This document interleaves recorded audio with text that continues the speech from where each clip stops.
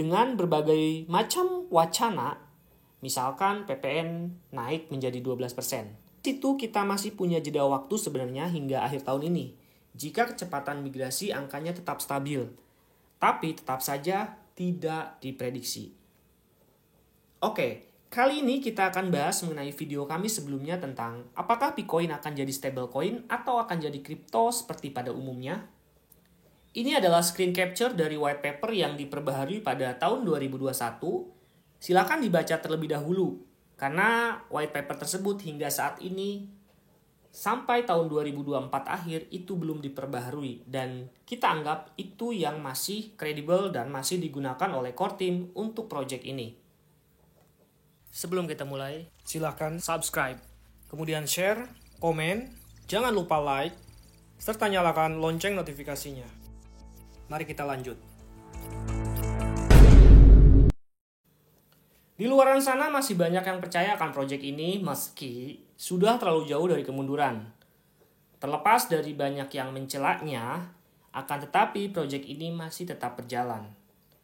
Banyak yang belum bisa membuktikan atas kepercayaannya, begitu pula banyak yang belum bisa membuktikan atas ketidakpercayaannya. Kami, Hirata Channel, berada di tengah-tengah dengan cara kami memahami proyek ini berdasarkan penelusuran.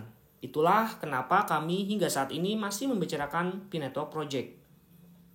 Terlepas dari nantinya proyek ini launching atau tidak, karena dengan adanya proyek Pi Network, semua lapisan masyarakat menjadi aware atau peduli dengan proyek kripto. Dan begitulah kira-kira kami berpikir.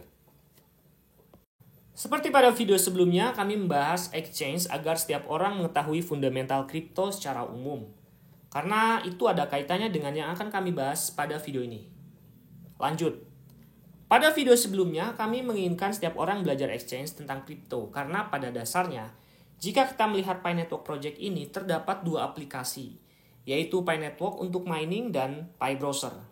Kita memprediksi sesuai dengan white paper pada Pi Network versi 2021, yang itu tandanya sudah hampir 2 tahun lebih belum berubah, dan dengan pola ekosistem yang ingin dibangun, besar kemungkinan Pi Network akan jadi exchange yang mempunyai kripto sendiri. Dalam hal ini Bitcoin, dan dalam white paper tersebut dibacanya adalah token. Karena dengan adanya exchange sendiri, nantinya tolak ukur kripto lainnya akan berdasarkan pada Bitcoin, di mana kemungkinan semua ingin menukarkan koin yang dimilikinya ke Bitcoin. Nah, beginilah kira-kira screen capture pada versi 2021 white paper mengenai pasokan Pi. Di sini dijelaskan model token dan penambangan. Dan jika kita highlight pada baris terakhir, dengan catatan perhatikan bahwa Pi adalah mata uang kripto lapisan 1 yang berjalan di blockchain-nya sendiri, yang dimaksud dengan token di sini. Sehingga ekosistem yang terbentuk akan membuat orang lebih mudah menggunakan kripto yang dimilikinya untuk melakukan transaksi kebutuhan sehari-hari. Sesuai yang sudah diuji pada masa Pi Festival sebelum-sebelumnya. Simpelnya seperti ini.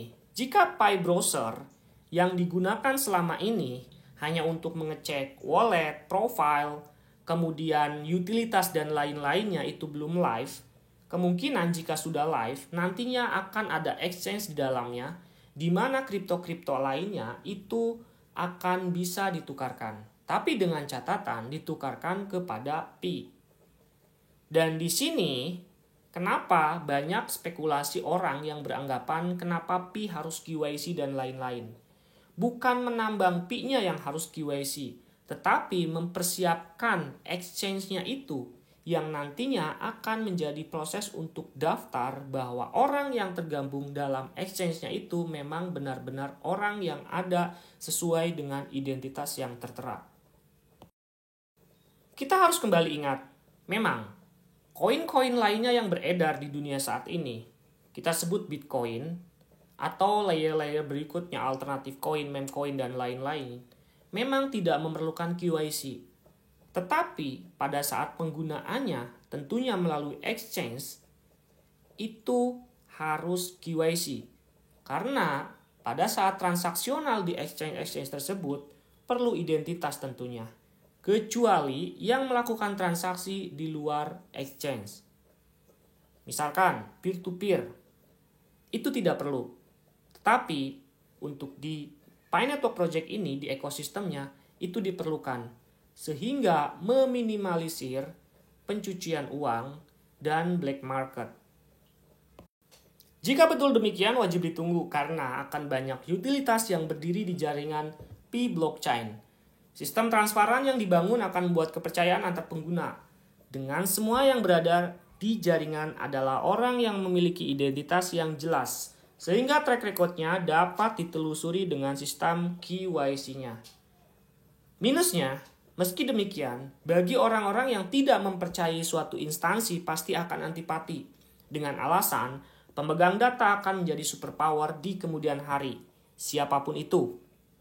Sebelum kita mulai, silakan subscribe, kemudian share, komen, jangan lupa like, serta nyalakan lonceng notifikasinya.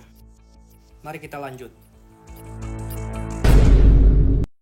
Demikian sudut pandang dan perspektif kita akan hal ini, dan ini merupakan proyek yang menurut kami akan revolusioner, jika bisa dimanfaatkan untuk momentum dunia digital ke depannya.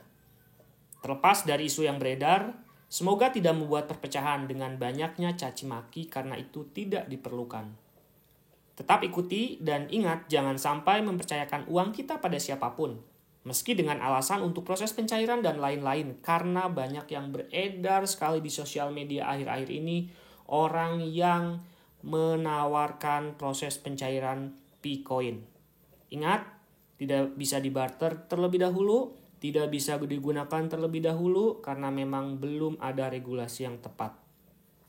Karena sejatinya, proyek ini masih prematur sampai dibukanya jaringan.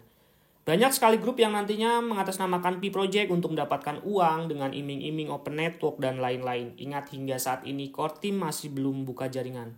Jangan ikuti spekulan yang akan mencari untung yang belum pasti. Dan terima kasih yang sudah menyimak video ini hingga akhir.